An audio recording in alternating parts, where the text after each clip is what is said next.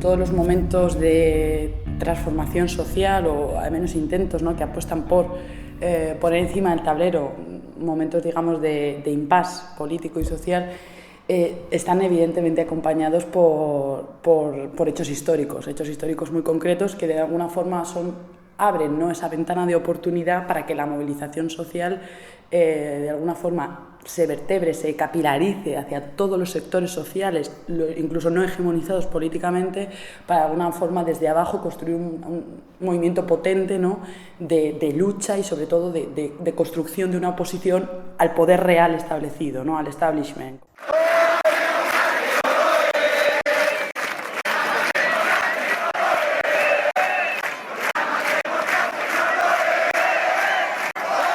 La ola llegó a todos los sitios y la situación, yo cuando surge el 15M y analizando un poco después, con el paso del tiempo, ahora la situación, llevamos ya unos 3 años de crisis.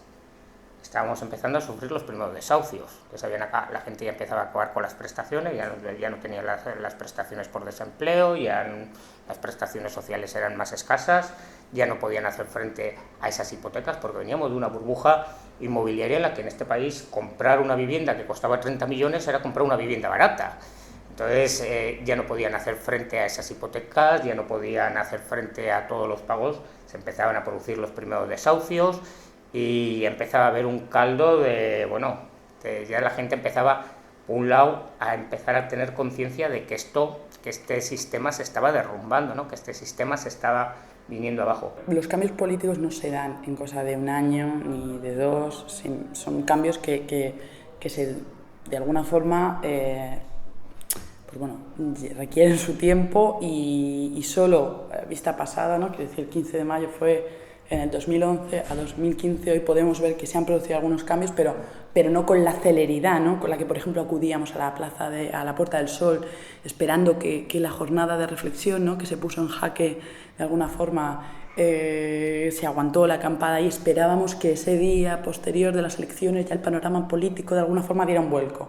Mucha gente no, eso evidentemente no se aprecia, o sea, los cambios políticos evidentemente llevan su tiempo. Yo recuerdo aquellas elecciones, estar de interventor en los colegios y ver a gente que estaba realmente pasándolo mal, verles coger la papeleta del Partido Popular y la gente quería volver otra vez, bueno, a lo que había, de donde veníamos, ¿no? Volver a ese boom, volver a ese poder económico, o supuesto poder económico, porque nunca le tuvimos, ¿no?, que creíamos, a esa ilusión que habíamos pasado, y la gente quería volver a aquello, y eso nos produjo que la llegada del Partido Popular que arrasó en todo el Estado, Y ya había gente que también teníamos claro que la respuesta no al Partido Popular. Les perdonamos todo. Habíamos pasado de que habían llegado unas generales en las que se había echado al Partido Popular porque nos había engañado y nos había mentido en una cosa como los atentados de Madrid del 11M decía que no se les perdonaba, que no iban a volver, y se les perdonó. Ya nos olvidamos de eso, nos olvidamos de la guerra de Irak, nos olvidamos de todo, la gente se olvidó de todo.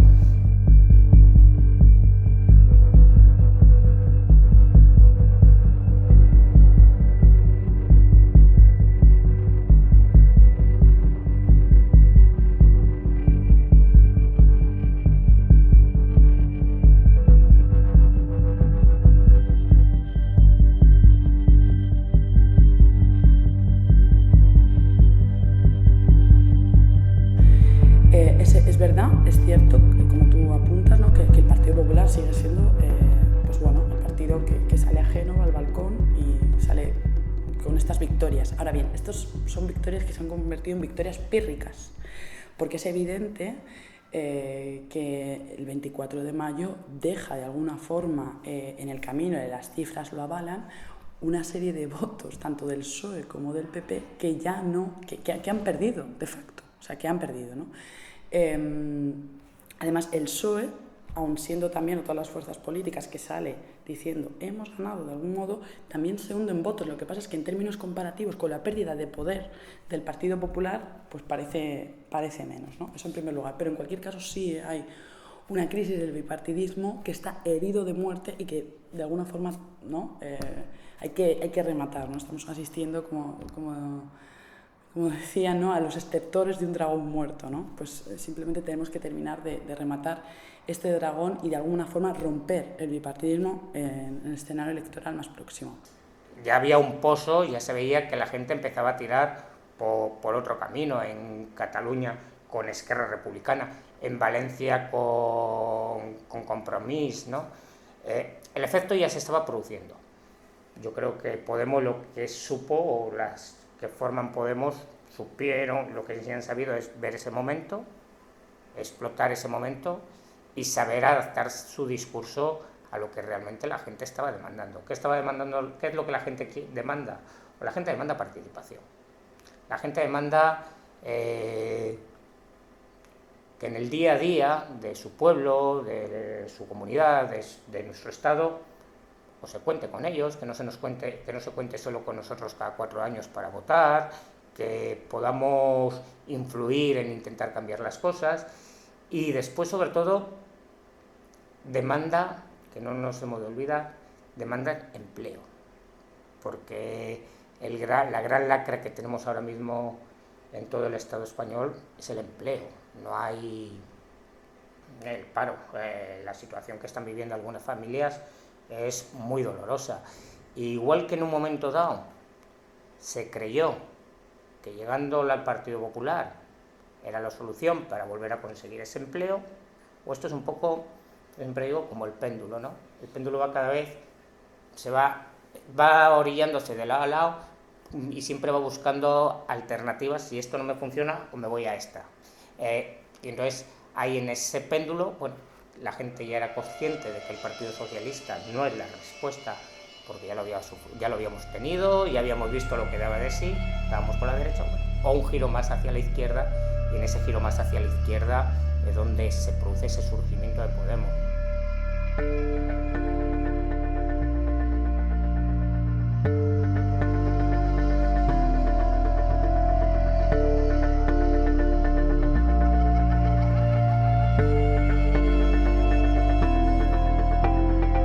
No creáis a los que os digan que se puede gobernar para todos, que se puede gobernar a favor de multimillonarios y a favor de la gente normal, que se puede gobernar a favor del que desahucia y a favor del desahuciado. No os creáis al que os diga que se puede gobernar a favor del que tiene cuentas en Andorra como Pujol, en Suiza como Rodrigo Rato, y se puede gobernar a favor de un jubilado al que estafaron con las preferentes. No se puede, hay que elegir, y nosotros hemos elegido que estamos con vosotros, que estamos con la gente, y miramos a los ojos al Partido Popular para decirles: aquí está el voto útil, a nosotros nos vais a tener enfrente, porque a nosotros no nos compra nadie.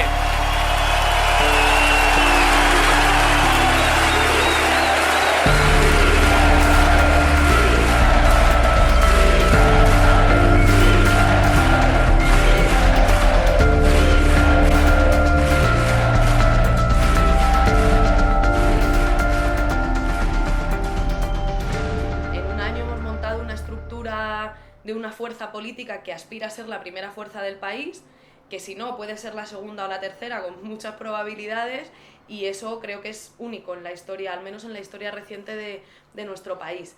No sé si diría que, digamos, imitamos al 15M. Yo creo que lo bonito de Podemos ha sido que, sin querer patrimonializar ningún movimiento, porque nosotros tenemos muy clara la diferencia entre las expresiones sociales y las luchas sociales y lo que tiene que ver con esa parte de la organización ciudadana en el ámbito de lo social y lo que supone construir una herramienta política. Entonces no sé si diría que, o digamos, ha habido un interés explícito por no capitalizar al 15M, pero sí por aprender de él. En Europe, la chose plus intéressante que je pense que c'est qu'on peut voir via l'expérience de Podemos en Espagne et de Syriza en Grèce, c'est que, et ici c'est la nouveauté, c'est que pour la première fois dans les dernières 20 ans, ils sont de nouveau très forts des mouvements de gauche qui s'opposent à l'establishment. Et quand on avait eu dans les derniers temps les mouvements anti-establishment, surtout à droite. De ce point de vue, c'est vraiment une nouveauté qui a commencé avec le premier succès électoral de Syriza et qui après a eu la surprise, parce qu'elle était tout à fait en surprise avec les élections européennes du premier résultat de Podemos. Et alors de ce point de vue, c'est vrai que c'est une nouveauté, parce que ça faisait beaucoup de temps qu'entre les jeux en continu, entre les centres droite et les centres gauche, des situations dans lesquelles c'est très difficile de trouver réellement de grandes différences, surtout d'un point de vue économique. On avait vraiment les outsiders étaient presque tous provenant de droite.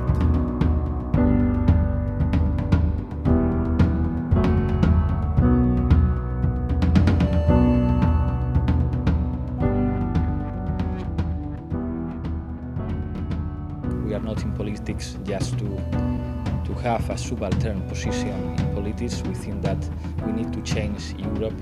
We need to change this Europe who is working for the banks and for the financial powers, and we need a Europe working for the people and for the citizens. And Syriza is probably the best expression of a new power in Europe, the power of the people. We are in politics because we want to win, and we are going to win in Greece, and after that we will win in Spain, in Italy, and in other countries in order to create a Europe for the citizen and not a Europe for the banks.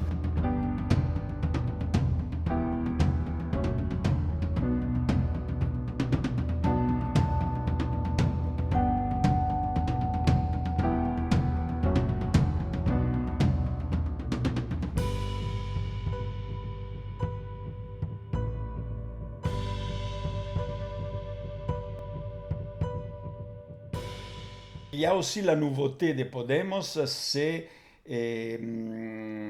son caractère, que peut-être c'est un peu réductif seulement l'interpréter comme un mouvement de gauche radicale.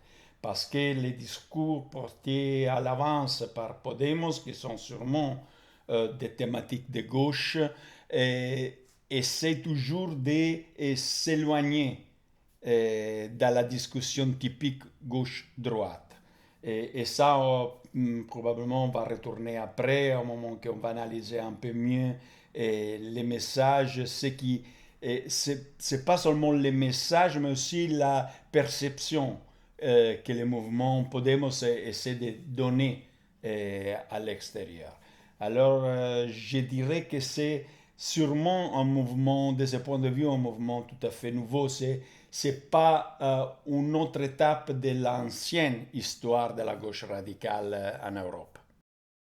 Al final yo creo que nosotros lo que hicimos, el grupo motor en este caso de Podemos, lo que hizo fue recoger cuáles eran las principales enseñanzas, que de ahí, pues cuáles eran, pues la impugnación de las élites, la constatación de que había una gran crisis en el país, que era una crisis social, que es una crisis económica y también política que podía ser aprovechada, y también la exigencia de una ciudadanía que provenía de muy diferentes sectores y que de forma bastante unánime estaba exigiendo cosas muy pequeñitas, mayor participación, o sea, muy pequeñitas que son muy grandes, ¿no? Para conseguir implementar esos cambios, pero que al final pedía cosas muy sensatas, poder participar más, que los gobernantes y los representantes públicos no sean gente que gobierna contra ellos, sino por lo menos defendiendo sus intereses, que haya una mayor democratización de la economía, que haya, como digo, mayor participación en la vida pública y más mecanismos de democracia participativa, transitar desde eso más representativo a formas más colectivas de organización de la vida pública. Entonces creo que eso lo hemos sabido recoger también en nuestra estructura organizativa, teniendo en cuenta, a la vez que intentamos recoger eso, que había en un año que montar una estructura que fuese capaz de disputar las elecciones a maquinarias partidarias que reciben subvenciones millonarias de vete tú a saber, bueno, de bancos seguro, pero de vete tú a saber quién más, ¿no? Por todos los casos que estamos viendo ahora, y que tienen muchísima experiencia de gestión, o sea, que tenía que combinar mucho la eficacia con la implementación de mecanismos démocraticos. Moi, je crois que le mot gauche, c'est important, mais c'est aussi vrai que c'est beaucoup plus important en politique de gauche que les mots. À gauche, en général, nous, on a un problème de redéfinir notre vocabulaire, parce que c'est évident que aussi si une grande partie de la gauche radicale d'aujourd'hui n'a rien à voir avec l'expérience historique du communisme, du socialisme réel, et le vocabulaire est là. Alors c'est vrai que parler, utiliser un vocabulaire de gauche avec les mots gauche, souvent risque de t'empêcher d'ouvrir un canal de communication avec des secteurs sociaux qui sont pauvres, qui sont des travailleurs, qui sont des gens au chômage, et qui viennent dans une ancienne tradition dans laquelle la gauche représentait quelque chose aussi de terrible de leur point de vue. Ça, pour tous les pays de l'Est, c'est évident, mais aussi dans les pays de l'Europe de l'Ouest, on a eu des exemples suffisamment négatifs. Alors moi, je pense que le problème, de nouveau, le problème est un problème de contenu. Je trouve que Podemos, ça fait peu de temps que je lis un des livres de Pablo Iglesias, Disputar la Democracia, et c'est vrai que j'étais vraiment surpris d'en lire les argumentations, la manière de parler. J'ai eu aussi un moment en lisant dans lequel j'ai eu une sorte de rejet de dire bon, ok, mais aussi on est dans la banalisation de tout. Et après, je me suis rendu compte que c'est pas ça. C'est aborder certaines thématiques avec un autre vocabulaire, avec des autres mots, et je crois qu'à la fin, on peut bien le faire, et c'est aussi, je dirais, intrigante, pour utiliser un adjectif italien que je ne sais pas bien traduire, mais que c'est quelque chose qui vraiment, il semble être très intéressant comme un parcours possible. Et alors, de ce point de vue, il ne faut pas avoir peur. On ne part pas de gauche, on a le contenu. Et de ce point de vue, en plus, Podemos, la manière de se définir et de participer à l'alliance de la gauche européenne, c'est tellement évident que je ne vois pas ceci comme un problème. Après, la relation en Espagne avec Izquierda Unida, c'est une chose un peu plus complexe, et c'est vrai qu'Izquierda Unida est en partie un rassemblement des partis du XXe siècle, de ce point de vue. Et on est déjà dans les 21e. Πάλι μόνος σε νυχτάω,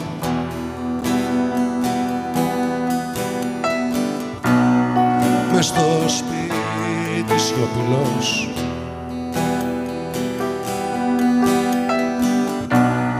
τα καράβια μου μετράω, στη ζωή σου οδηγώ.